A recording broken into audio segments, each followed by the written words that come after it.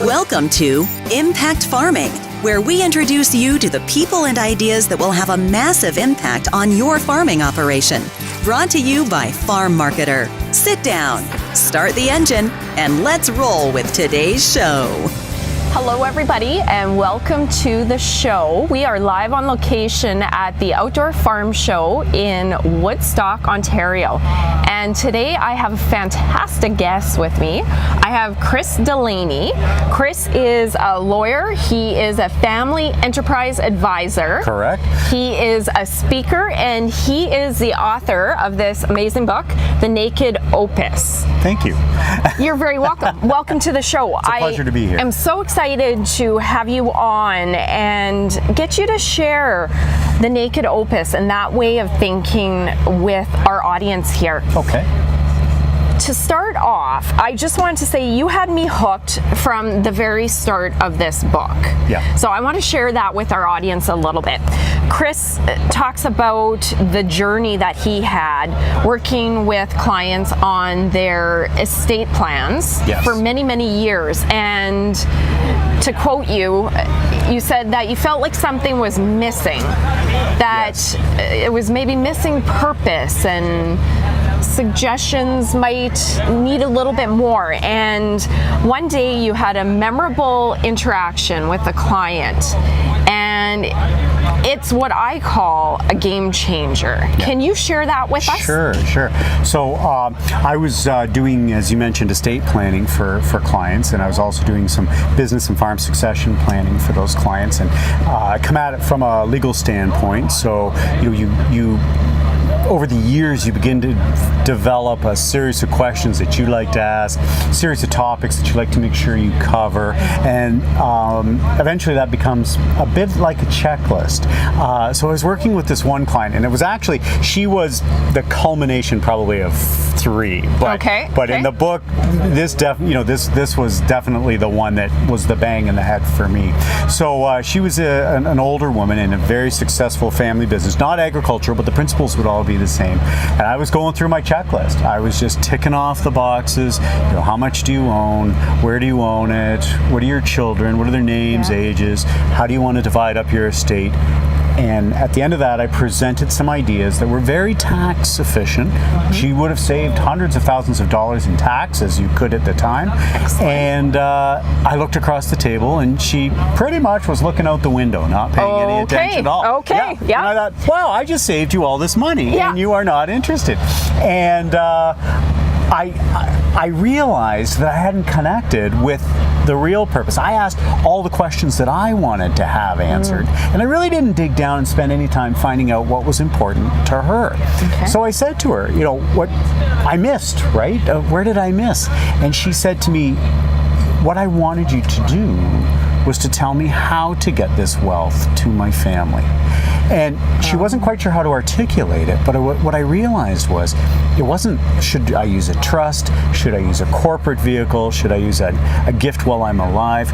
She wanted to make sure that this significant wealth got to her children, and most precisely her grandchildren, without destroying the entrepreneurship that was a key feature of their family. Okay. She didn't want them to grow up entitled, thinking, I don't have to go to school, I don't have to start my own business, because why should I? I'm going to inherit all this wealth. Right. She wanted to know how not to destroy the secret recipe that was her family's entrepreneurial secret sauce, if you will, through these gifts. And I'd missed. I hadn't listened. I hadn't paid any attention to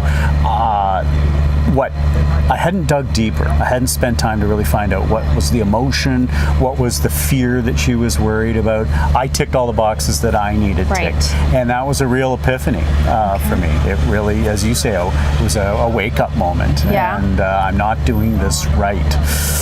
So I love those game-changing moments. Yeah, sorry, that was what you said. Yeah, game-changing Game changer. moment. And it was all on me, Tracy. Like, it wasn't her.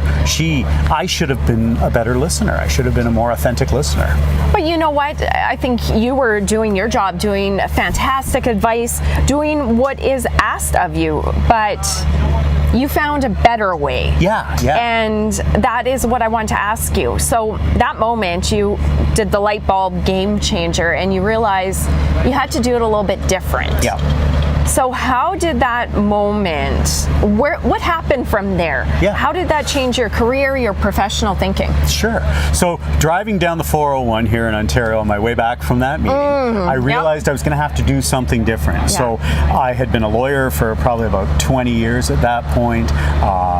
I thought I knew that area fairly well as it would pertain to her factual circumstances, but I realized I didn't have an answer for her question. I had technical answers, but I didn't have the sort of precursor answers, and I didn't have the questions that I needed to ask, and I didn't have a process that I could bring.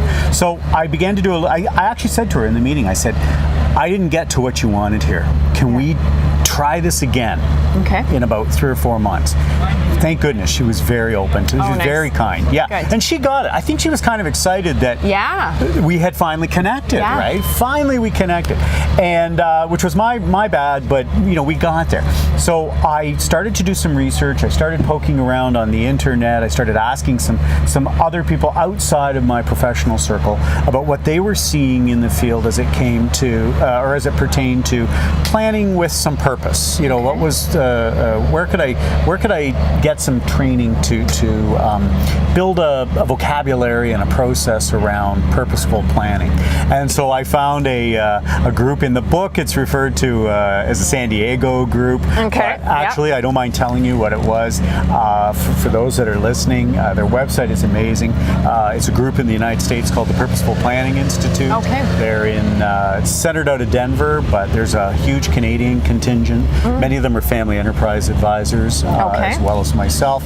And I started listening to their podcasts and they do a weekly webinar on these kinds of topics. Excellent. And then I went to their conference and it changed everything, Tracy. Really? Everything changed. I realized that I had to really effectively deal with this client's issues, but more broadly to deal with where I felt the estate planning and wealth management conversation was going in the future. I had to get back in front of the technical planning and really start further back. And that's different. It's really different. And it's exciting because it's new territory, and you realize when you start to do this with clients, because they jump right onto it. And farmers are no different. It's an emotional thing. Wealth is it's about your family. It's about the people you care about. And once you have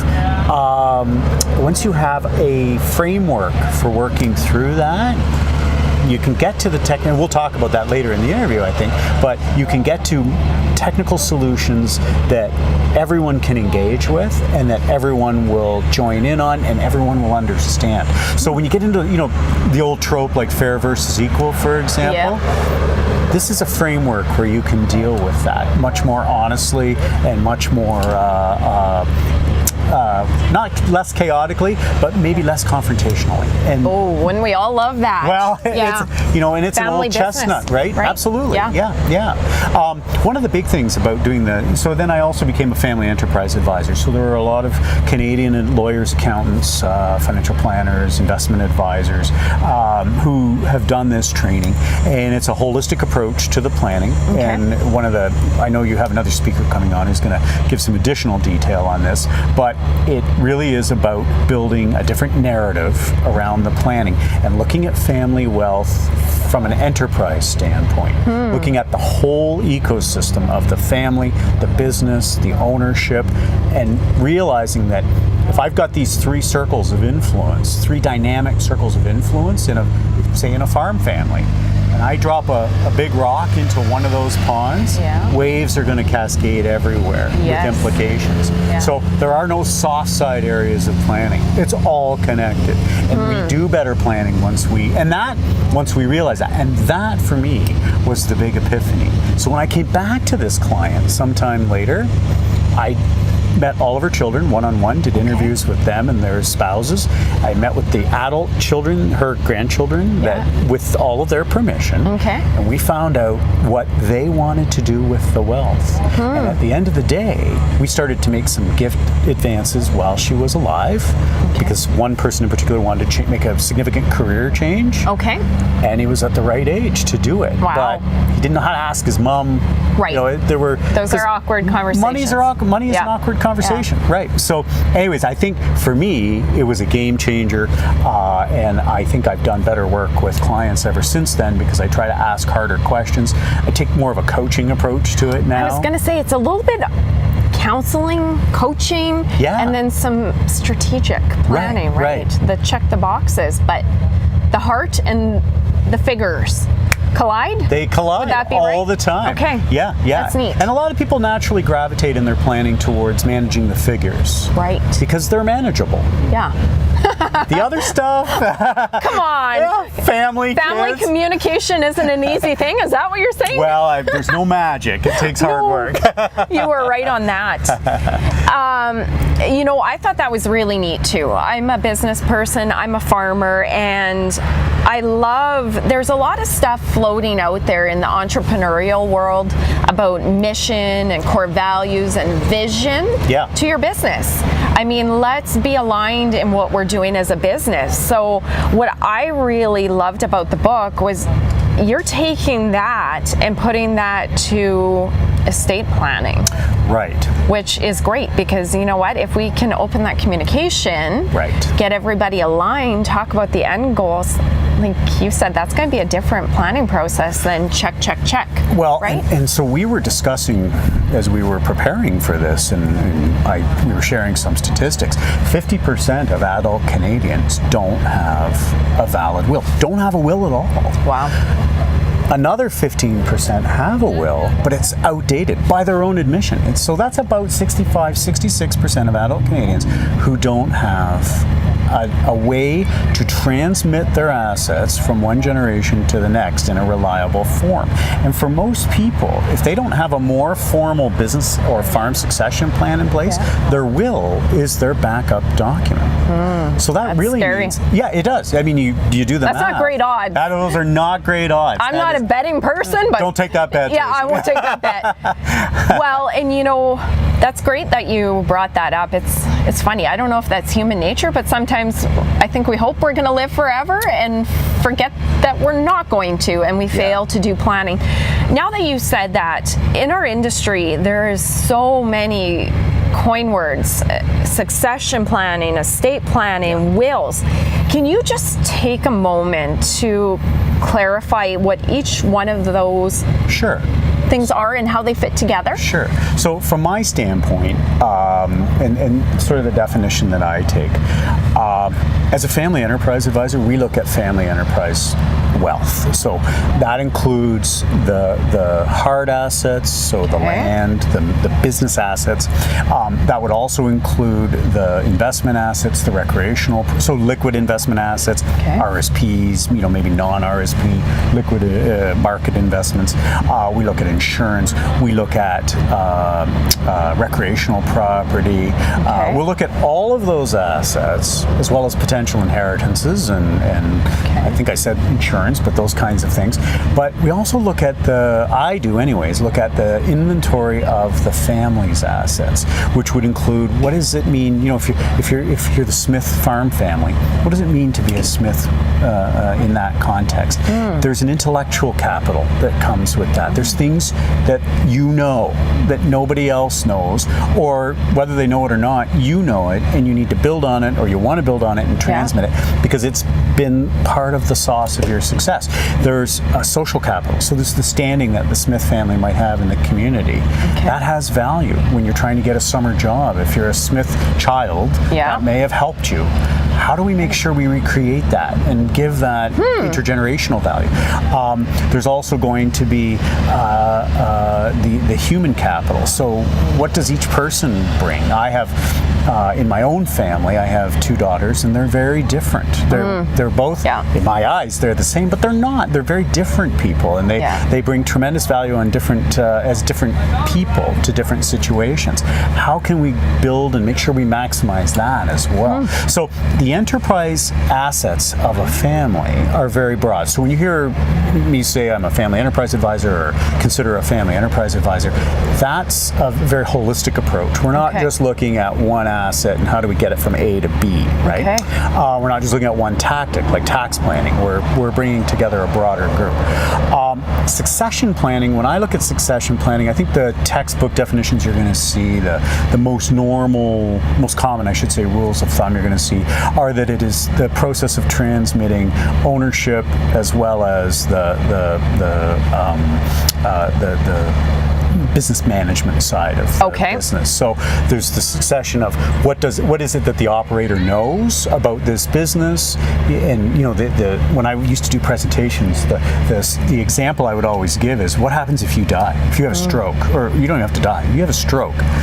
Who's going to get up the next morning and run this business for you? Who knows what you know? And how do you replicate yourself? And that is most business operators, whether it's agriculture or non-agriculture, that's the biggest problem they have, because they haven't gone, one of the bigger problems they have is they haven't gone through the process of replicating themselves. They've done it a little bit and they're hoping. So they haven't been very purposeful about that. So when I think of succession planning, it's a process of transferring ownership and a process of transferring the management of the business. Then we have estate planning. And I think a lot of people think of estate planning as their wills. Depending on who you've got at the table, they might say, well, insurance is estate planning. I view it as the enterprise assets that are going to be transferred at the time of my death. But I step back and say it's not a point in time bit of planning. It's a process. That's where the Naked Opus actually comes from. So the Opus part, I'll give it away. Please do, yeah. Yeah, so it's in the book, but the Opus part of it is that your planning, your process planning for the transmission of your family's wealth, whether it's business wealth, agricultural wealth, or just accumulated wealth, is a story. It's a narrative that starts today. It doesn't start when you die. That's a bad time to do it, because you're not around to interpret it anymore, right? And if somebody disagrees with what you've done or misinterprets the message you've sent, no one is around to correct that. A will is a very blunt, an important, but a very blunt instrument. Most people, it's very legalistic. It doesn't have a lot of doop, and it kind of hurts when if you're on the receiving end of less than you thought you were on, there's no story that comes with that. So that's the Opus part. It's the greatest creation you'll ever have outside of your own individual family members, is the story, the family narrative around transmitting that from one generation to the next. And the naked part of it is that you've got to strip away the layers of filters that we put on the communication that we bring in a family. I figured you were going there. Yeah. So I put the two together. Yeah, that's fantastic. Works well on the internet too. You get a lot of hits. I'm sure you do. I don't know if they find what they're looking for. Well, it's fun anyway. It's good for stats. It's good for stats. And the SEO engines love me. Yeah, there you go. I hope you sell a lot of books because of it. I do too. Good. And I really do love that, because I think our industry really needs that. And in the book, at the very beginning, you share some alarming stats about intergenerational wealth transfer. And you share, there's a common expression, people word it different ways, but in this book you call it Shirtsleeves to Shirtsleeves in 3 generations. When you said that, wrote that, and I read what you meant about it, it just... You knew right away, right? Yeah, I knew what you meant. So can you touch on that, tell our audience what that means? And I think that's a good starting point too. Well, so... And I'd like to think I coined that phrase. I didn't, but it's one I bumped into. And when you say it to business owners and farm operators, everyone gets it right away. Yeah. They know what you're saying. So it is actually a phenomenon that occurs in almost every culture in the world. So the Italians have an expression, from the stalls to the stars to the stalls. And it's the exact same message that's being conveyed. And what it stands for, the proposition that it stands for, is that the first generation tends to be the entrepreneurial generation, and they create the wealth. Okay. The second generation, their children, stewards that wealth. They feel a commitment to it, an obligation to honor its creation. But their children grow up in a different environment, in a different milieu. Yeah. They're wealthier. Then they're aware of their wealth. And the third generation tends to be the wastrels. You know, they're the ones who, they don't have the entrepreneurship of the first generation. They don't have the stewardship of the second generation. So they spend it, and it's gone. And that's in 3 generations, we go, our children, our great-grandchildren go from having to work in the fields, you know, with their shirts, the shirt sleeves, to being quite wealthy, to being back in the fields again. Because, and the secret, really, what we're trying to do, even with my book, and I think anyone who works in this space, what you're trying to do is make every generation the first generation, but also make them the second generation. So you want to try to develop entrepreneurship and stewardship in every generation, so that you have this ongoing rebirth of the entrepreneurial spirit that really started it in the first place. So that you That's neat. Yeah, and it's possible. I was going to say, is it possible? It can be done, and there's research that shows. And there are things you can do, but there are things that you shouldn't do that sometimes will help get you there as well. So a lot of times, what it is, it's the things we do. Okay. And that's sort of my book basically suggests that the way we plan today guarantees that our wealth will be destroyed in 3 generations, because there's things that we do, there's approaches that we take, and advisors do this too, because we all have our own professional and personal mindsets that we bring that guarantee that this phenomenon will continue on. Because is it about 3% of family wealth makes it to the 4th generation? You know, and I'm not good with remembering numbers, but from the book, you know, 64% have disclosed little or nothing about their wealth to their children. So we know that communication is very poor, and it's hard to talk about some topics. Isn't it? And money is one of them. It's filled with emotion. People don't like that. Well, and a lot of parents I've heard too, I think you've even mentioned it here, sometimes they just don't want the children to know what's there. Right? And maybe they're not comfortable, so they don't talk about it. Yeah. They don't plan for it, and... Well, you know, and a good chunk of those that don't want them to know what's there is because 75% don't feel that their children are going to be ready for that wealth when it comes. They are fearful that it will be destroyed, which I think is an interesting thing. Yeah. So you can look at that a number of different ways. I mean, they're their kids. Yeah. But they're fearful that it will be destroyed. So they have this, they don't want it to be destroyed. Right. Because there's something that they know it can do for their kids beyond just providing a job or safety, you know, a hedge against bad things that can happen in life. They know that they can do more. And that's where that source of fear comes from most of the time. But they don't do it. Vicious circle, right? It is. And there are reasons for that. Their biggest fear, so they don't talk about it, and by not talking and planning, they make sure it happens. They guarantee it will happen. Vicious circle. It's a vicious circle. Yeah. Wow. Okay. Yeah. And, you know, people shouldn't feel bad. I mean, we've mentioned the stats. I mean, you're in the minority if you have avoided this, and if you've managed. It's a little better in the farming community, and there are some dynamics in the farming community. One of the things I've noticed over the years, so as compared to, say, non-ag business succession, I've noticed over the years that farmers have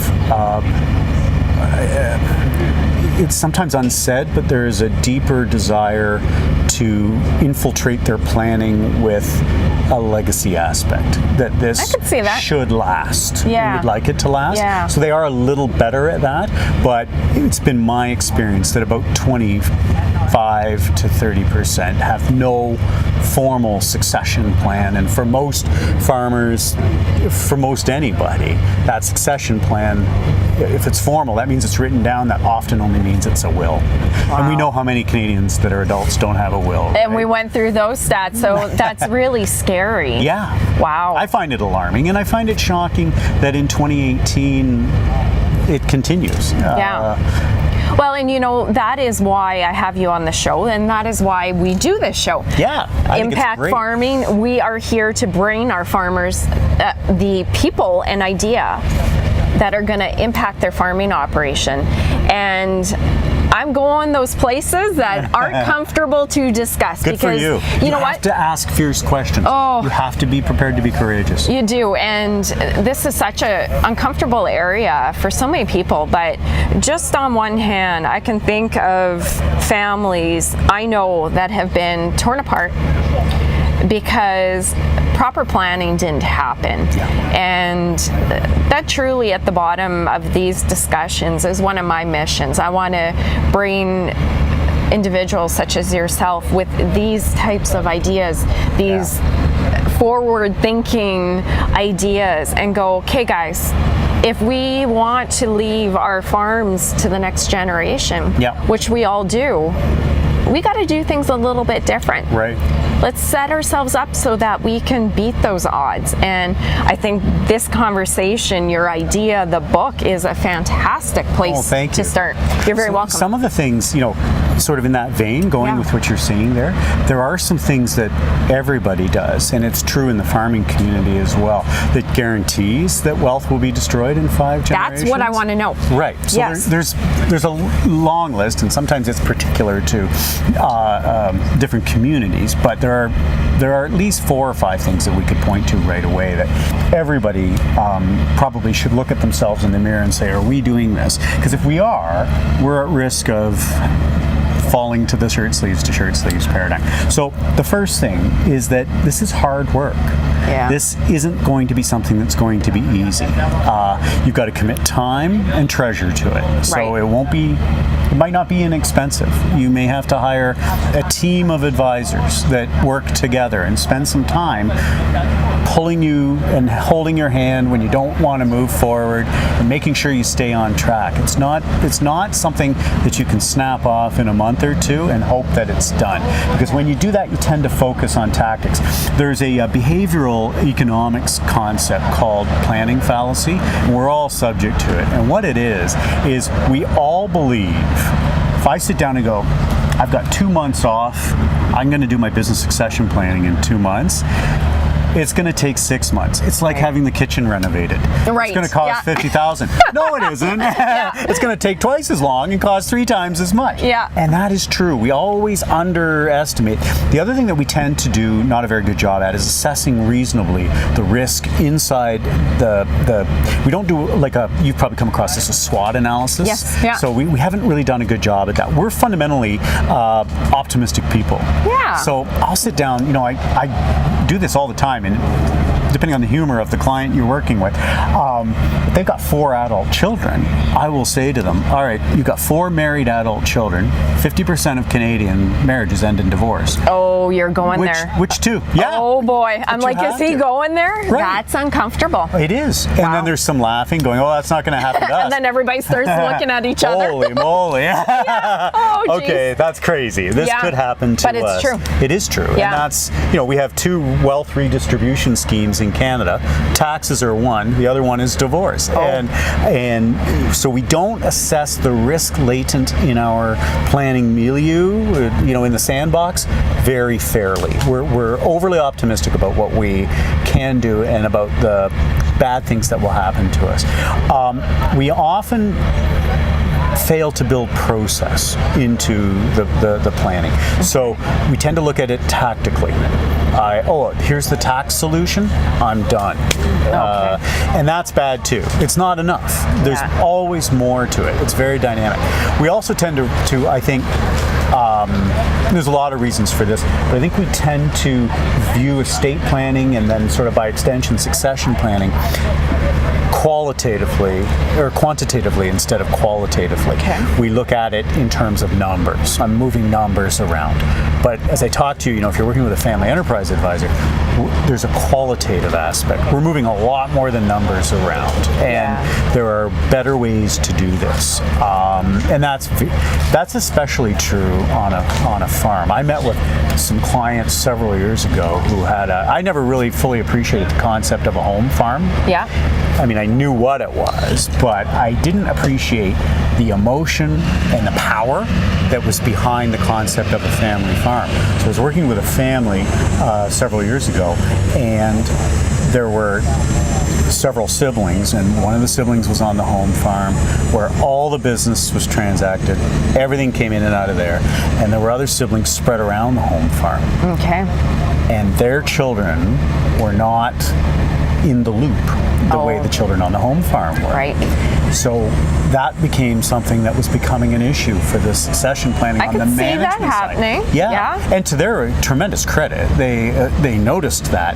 It was me that hadn't noticed that. Okay. But that's not like that. You're not going to see that in a will. You're not going to see that in a shareholder agreement. No. That's something you got to really spend some time teasing out of the situation. The counselor part of your job. Right. Yeah. Well, and that's a great point, Tracy. It is an essential part of the role that I do now is exclusively counseling and coaching. I would say coaching. I believe that. Yeah, we spend more time coaching because you got to push people. You really got to push them on why they have a viewpoint about a situation. Okay. And, they're saying, well, this is the way we're going to do it. Tell me about that. Let's get into that a little bit. And what you find sometimes is that they're holding on to ideas and planning concepts that don't fit their model anymore. Okay. And they're having trouble letting go of it. And it's not a bad thing. It's just that we need to help them become unstuck to that and adopt some change that will make things happen in a better way. So the other thing that I have found over the years on the planning side, a lot of people think we're good decision makers, and a lot of advisors like to think they're good decision makers, and it's all kind of predicated on us as rational people, that we're rational. I'm not rational. No. I'm very emotional, actually. There's a saying about that. Can I jump in there? Yeah, please. They always say people lead with their heart and follow with their mind. And when emotion and logic collide, emotion will win out. Every time. Exactly. Is that what you see? That's exactly right. Okay. Yeah. So there's a great book. I would recommend it to anyone, including yourself. It's by a guy named Daniel Kahneman. He won the Nobel Prize in economics a few years back for a theory called prospect theory. Okay. Yeah, great book. And so prospect theory basically says that in dynamic situations that are filled with paradox, ambiguity, and a lot of movement. So estate planning, business succession planning, multiple family members, great example. Our ability to make decisions is actually incredibly poor. Okay. We actually become very risk averse. That's sort of the basic concept. So we would prefer to avoid the risk in the situation and do nothing several times over from actually taking a step forward and trying to address the risk. Okay. Even if we can see the benefit at the end of the day. So if the benefit might be X, we are actually 3 times more averse to losing X than we are to gaining X. Okay. And so we're not very rational. And in dynamic situations like that, we stop. We stop making decisions and we freeze. So a lot of people say, well, I'm a bit of a procrastinator. That's often why. Because and I think that's why people don't do their wills. Because when you sign a document, I don't know about you, but I know as a lawyer, I feel a real sense of profound commitment. Signing something is a real act of commitment. Yeah.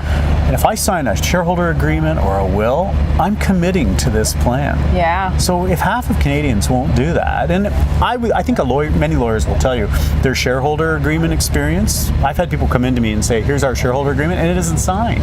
They don't have anything. They have paper. They have an agreement to agree down the road. But there's a reason they don't sign that. And it's because there's something going on in there that they're worried about. They're worried about the effects of this commitment on the dynamics of their situation, and so they won't sign.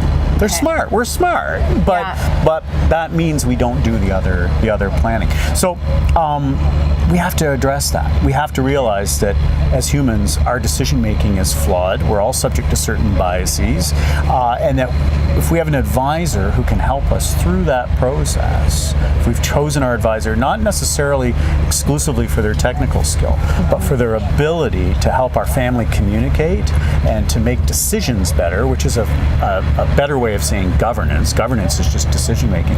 Bringing better decision making processes and better communication will be more successful at this overall. So those are the common mistakes. We talked earlier about another one, and I think this is a big one, and then I'll end here because I could go on all day talking this is about great. common mistakes. Yeah. So I've met a lot of older farmers where the transition of the farm that they received was very simple. It was simply a process of changing title on the farm, over it went, tickety-boo. It's more complicated today, and the mindset, the planning, the dynamics that worked in the 50s or the 60s isn't going to be the same set of dynamics and tools that will work in 2018. That makes sense. So what got you here is not what's going to get your wealth there where you need it to go, your collective family wealth. We just live in a different time, and different times call for different approaches to the planning. And now, at the end of the day, people still love their children. I don't think that's changed. And, in my book, that's really the starting point for everything. Do no harm. Yeah, and I love that basis for it. So I'm so happy that you reviewed those reasons, the biggest mistakes farmers make. Now we have the complete attention of our audience here, Canadian farmers, and we want to help them do this better. Yeah. So we have a family farm. There's, let's call it grandpa and grandma, children and grandchildren. Where is the starting point? Yeah. This will sound trite, but it's so trite that we often don't go there. So in my book, I identify a process. It's 5 steps. It's not the only way to do it. It is a way to do it. I think the starting point really is to build an ability to communicate better. So Grandpa's probably used to sitting at the table and telling people how it's going to happen. But the people he's telling are his children, and there may be 4 of them. Now we have shared decision making amongst 4 people. Did they ever learn to share decision making and communicate with one another? Because you can't have all 4 of them just telling each other how it's going to be. It doesn't work. And I'm sure that happens on a lot of farms.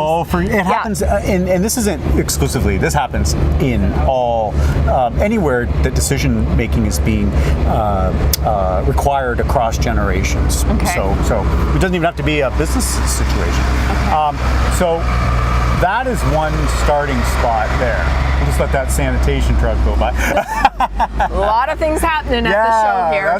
That's not inappropriate.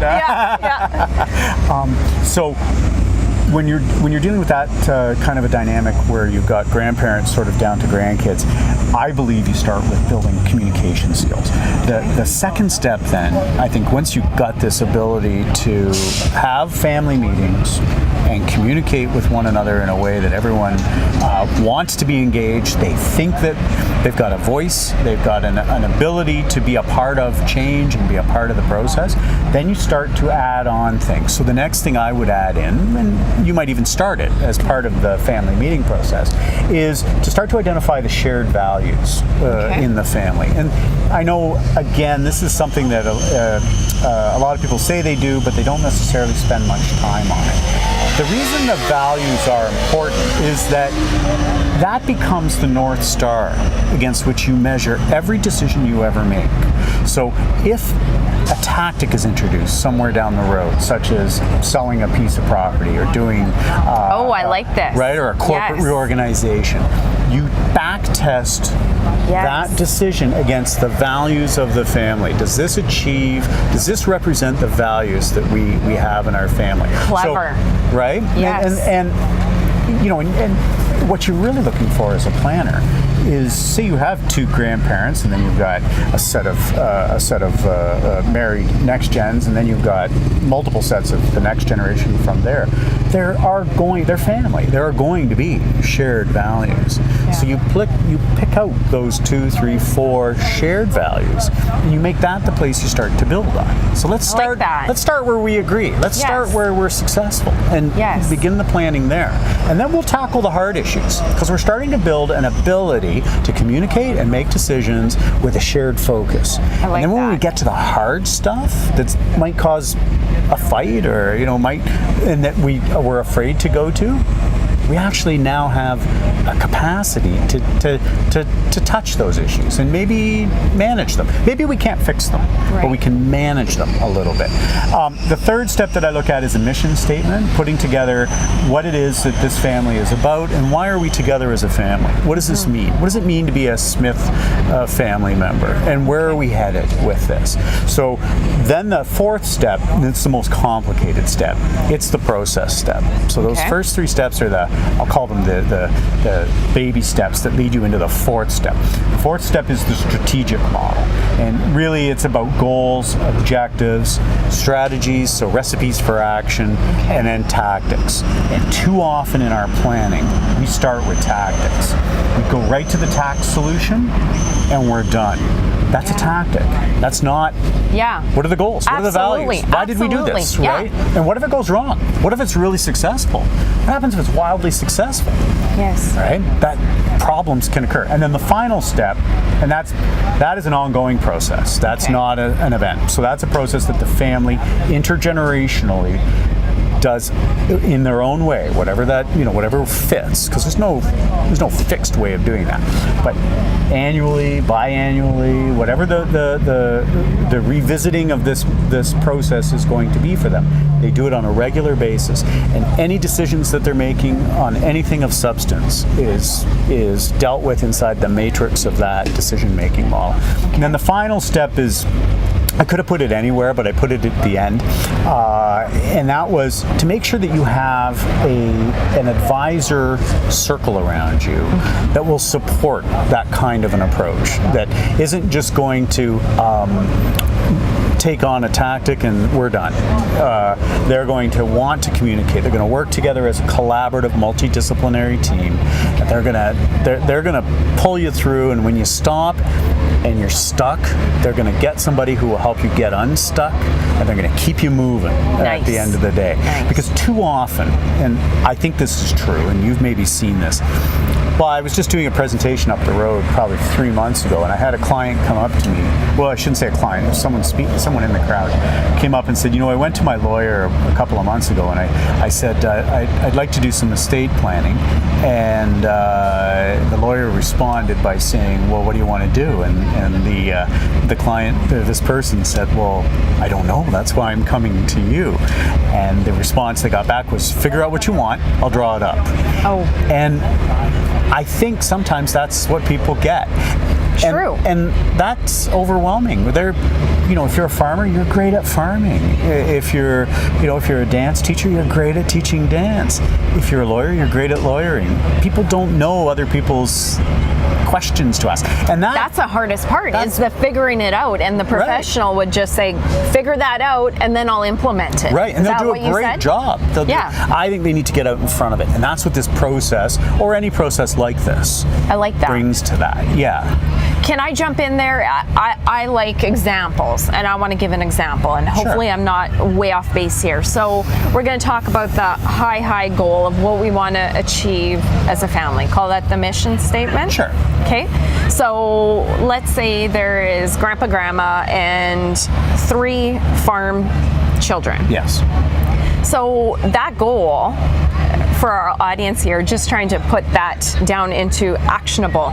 It doesn't have to be that hard, right? That mission statement could be to keep the farm in the family for generations to come, and and make sure that we could provide those 3 siblings with an on-farm income. Sure. Would that be a big North Star? Would that be enough? Sure. And then from there, I mean, it's simple, but I think as farmers, that would be our biggest goals, right? To keep the farm in the family. Yep. And make sure that we can keep the farming siblings farming. And I think you would want to add to that, because you want to say, okay, what happens if this goal isn't the goal that's shared by everyone? Okay.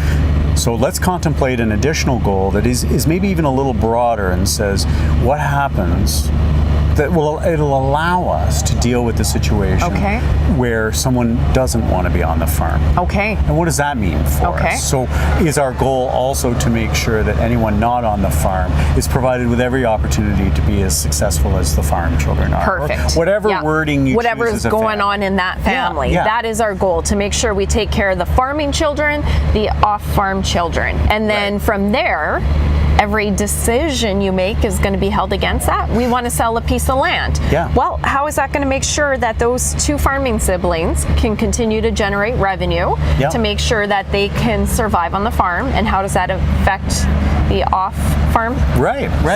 Well, and let's even say, if you go back even a bit further, and one of the shared family values that you want to promote through your goals is the entrepreneurship. Farming, certainly, it's nothing if not entrepreneurial. Absolutely. Right? What if one of the non-farm children comes and says, I'm not interested in being on the farm, but I want to start my own business? Okay.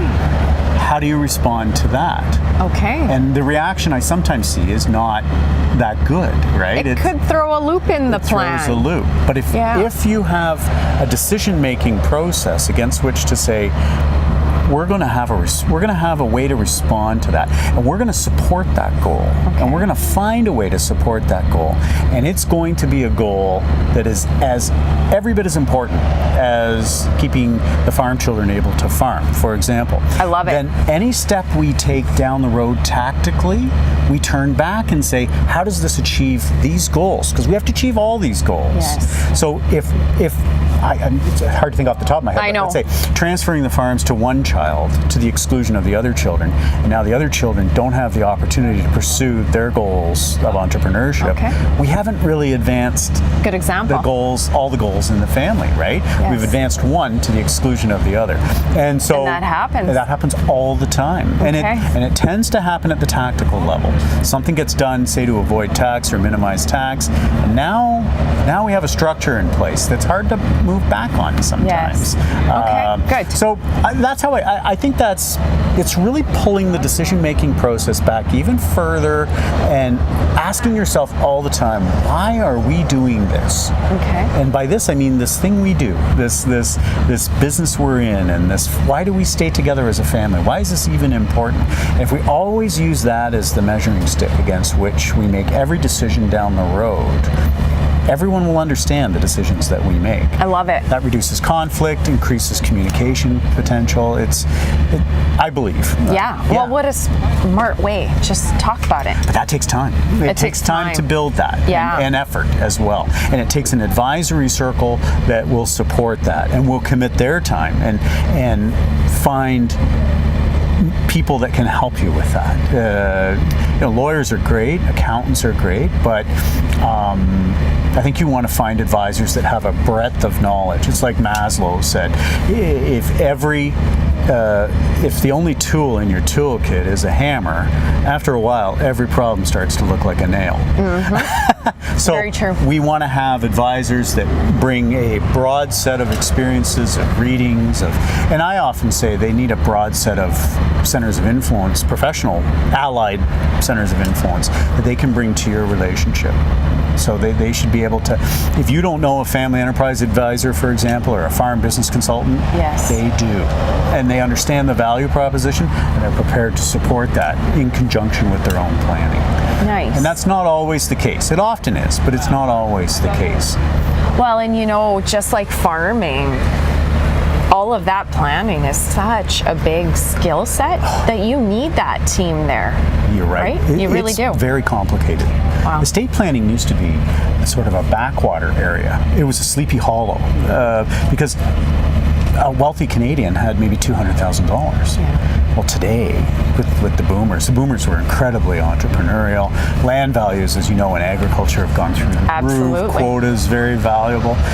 It is complicated now, and the numbers are bigger, and the emotions that will be triggered by those numbers are more profound as well. I believe it. Yeah. I know it. I hear it. And I'm sure you've seen it. I've seen it, and I absolutely love this conversation. I think a great spot, a great place to go right now. You've shared so many great ideas. I love the book. There's some great ideas in there. If somebody is looking to get started, we need to go there. Yeah. We need an action plan. I am a farmer. I know I have multiple children. I know I need to be planning. Yeah. I want this farm to continue. I want my children to be taken care of. Where do I start? That farm business consultant, that family enterprise advisor, that's that person to look for? I'm gonna You're probably reveal a bit of a bias, but I think for a reason. If you've got one in your community or someone who does that kind of work, I would start there. Now, sometimes there's exigent circumstances where you don't have a will at all. You should maybe also meet with your lawyer at the same time and get a will done, because dying intestate is a catastrophe. Dying without a will is a very, very bad outcome for most people. It will not achieve anything good. So I never want people to think that they should start here to the exclusion of starting to coordinate their other professionals. Thank you. But I do believe that that's a place to start, because that is a strategic starting point. They're going to look at the broader view of what you're trying to do. And they're going to look at the business and the family and the ownership. So the business management and the ownership as a dynamic ecosystem of communication and decision making, of ambiguity and of paradoxes that has to be managed, and they're going to help you navigate through that. Because let's say you put on a shareholder agreement and it's got a buy-sell provision in it that includes a shotgun clause. That could really read well or really read poorly inside a family.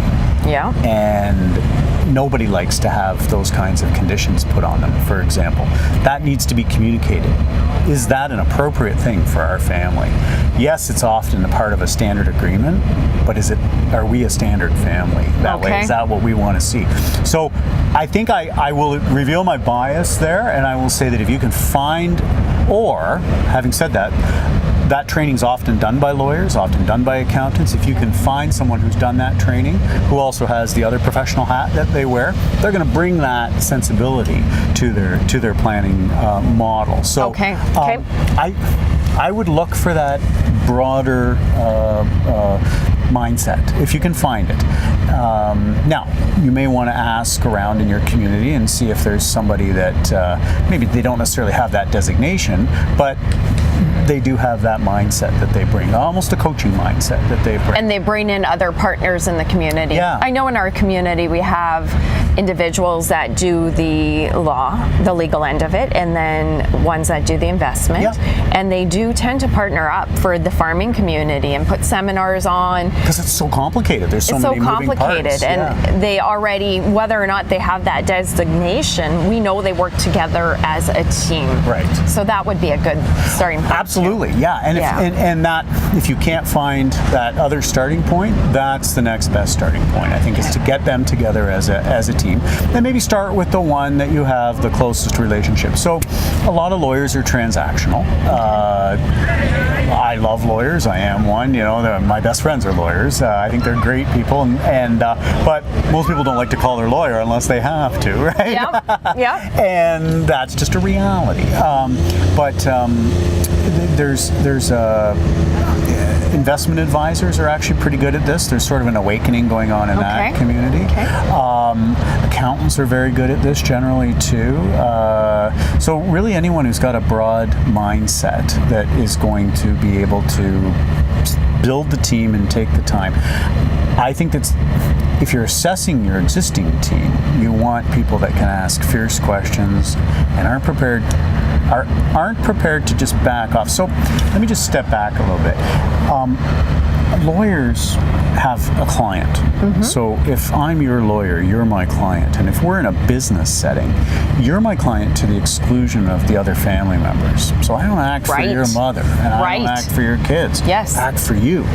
So is that necessarily the right place to go when you want to get advice about the whole enterprise? Now, that doesn't mean you couldn't go to that lawyer and say, we'd like to talk to you, we'd like to have you step back, not be the lawyer for an individual client, but we'd like you to talk to us in the capacity as a coach for the entire system in some way. That's possible, but it's about framing how they're going to bring themselves into the relationship, and that takes some thought on your part about what you want from that person. Same with accountants, and to a lesser extent, but not dissimilarly, investment advisors, for example. Their client is you, it's not necessarily your parents. They're able to go a little more broad, but just remember that. Just remember That's good to know. Don't be disappointed, because there are limitations in our professions as well. We do what we can do. That's a very good point. Yeah. So you want to start with somebody who can do the most for the broadest, I think, for the broadest part of the ecosystem.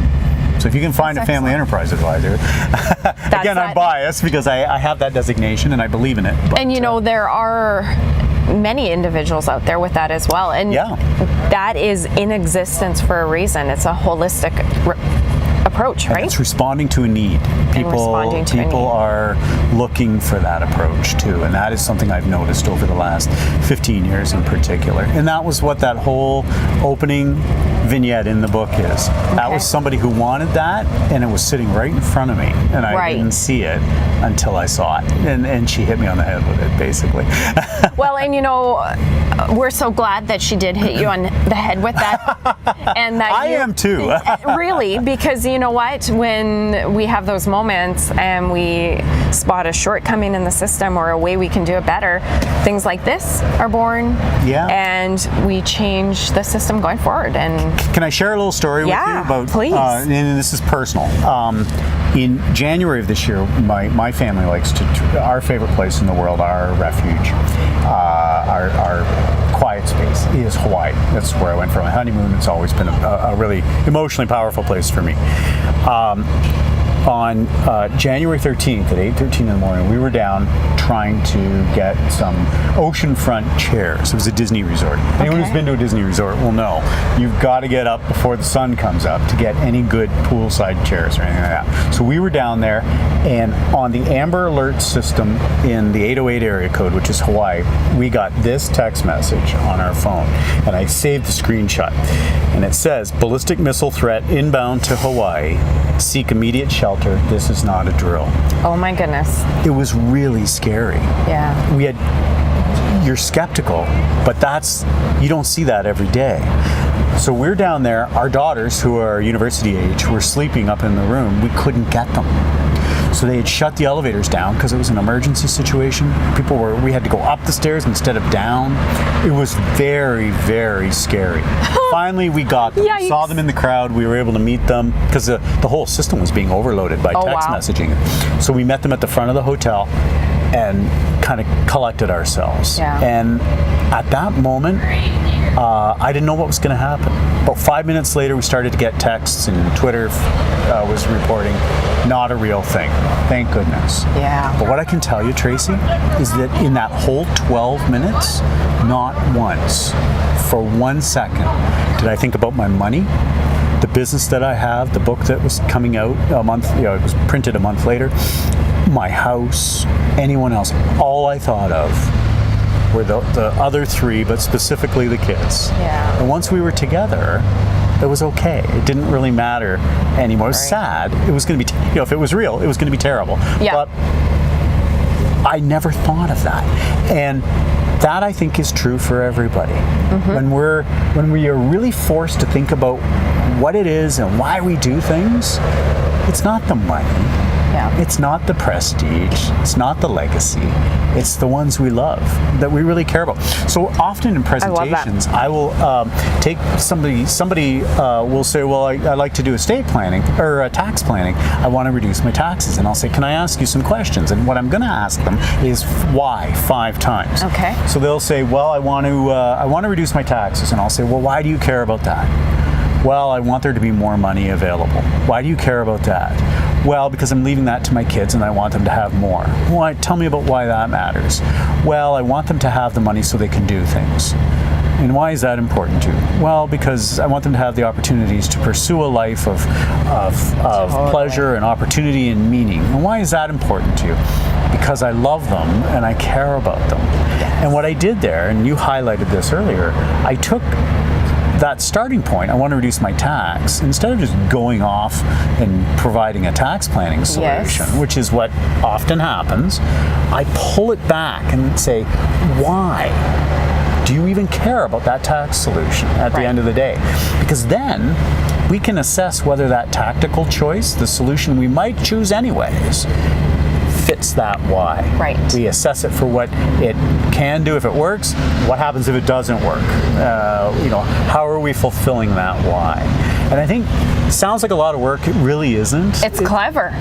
It's clever because if you stopped over here and you just took them at face value, I want to save money on my taxes. Yeah. Well, they know why they want to do it, because they want to take care of their loved ones. Right. But had you stopped there, you might have suggested and implemented this plan where, had you heard that end goal, you could have went a different way, knowing the ultimate value, right? And the goal is a question of perspective. So now we're looking at the planning, instead of at the narrow focus of a tactic, we're looking at it as almost like top of a Christmas tree. Nice. All these different directions we can go. If we do this to achieve this goal, we might have to do this too at the same time. And then you begin to think of it in a holistic way. It's not just the tactic. And I've experienced with customers, clients, people that I've spoken to, once they get the tactic done, they tend to, I'm done. I'm not doing anything more. And I think that's natural. I think I've done my will. Right. We're done. That was horrible. Yeah. And as a lawyer, and I teach financial planning at a college nearby. We're not, as humans, we are actually terrible planners. We're not good at decision making because we're not rational. We talked about that earlier. But we also don't like to do it. It's just something we don't enjoy doing. So once we do something, it feels like we've done everything. Yeah, we're done. I'm out of here. Yep, that's good. Woo! And there's so much more that usually is required, and we'll just achieve so many better outcomes at the end of the day. Nice. So that's really where I come at this, is try to take an honest, deeper perspective, ask more fierce questions.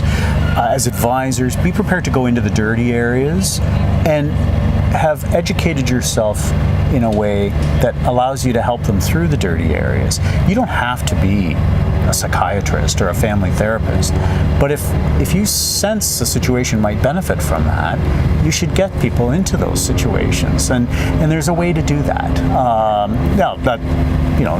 That's one example. It doesn't have to be that, but you need to know those people, and you need to know that you might need to know those people. And as advisors, our circle of connections is a tremendous resource to the people we work with. If the people that I know and trust are people that you can trust, I feel. And if you don't like that person and you want to work with someone else, at least now we've framed the value proposition that they have and what they bring and how they're going to participate in this process of doing your either estate planning or business succession planning. I love it. I truly do think this is going to be a conversation that will impact our audience. I hope so. Yeah, thank you very much. In the time we've spent here, just like doing purposeful planning, it's going the extra mile. Instead of just saying, let's talk about succession planning, we're done. Yep. What you spoke about could be a little bit intimidating, but you know what? If you truly care about your children, if you truly care about the success of the farm, taking the time spending the money is what you need to do. And I quickly want to touch on that. Sometimes people go, well, maybe I don't want to do this because we got to put this money out to do the process. Sure. But you know what? How many people don't have a will? Yeah. Ends up in court system costing X. Farm doesn't end up carrying on. So failing to plan is planning to fail. Absolutely. That's good turn of phrase. I love that one, where you could have just spent some money to make sure that your mission, what you want to happen, happens. Absolutely.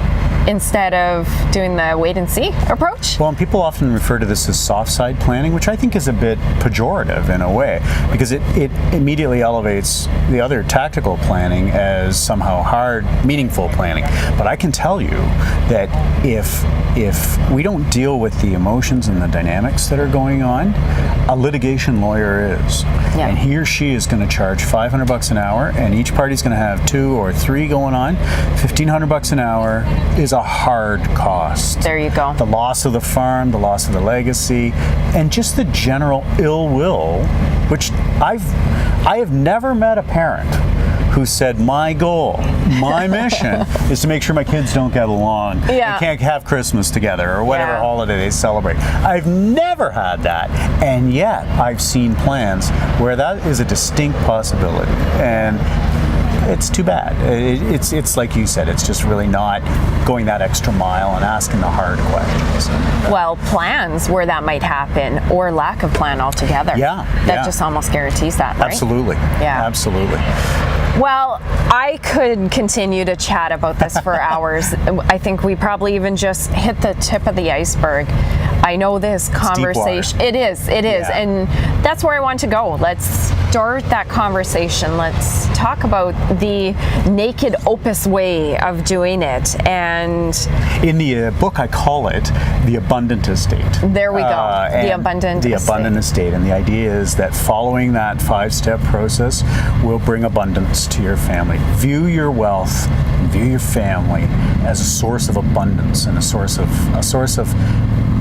the life that you have, the abundance you have in your life, and not as a constraint or an obligation that I have to plan for, but something I want to grow and something, right, and nurture. Nice. That's why we use the flower on the front cover. There's a lot of reasons that went into that, but that's part of it as well, because it's growing and it's colorful and it's regenerating itself, and that's how you avoid the shirt sleeves to shirt sleeves paradigm.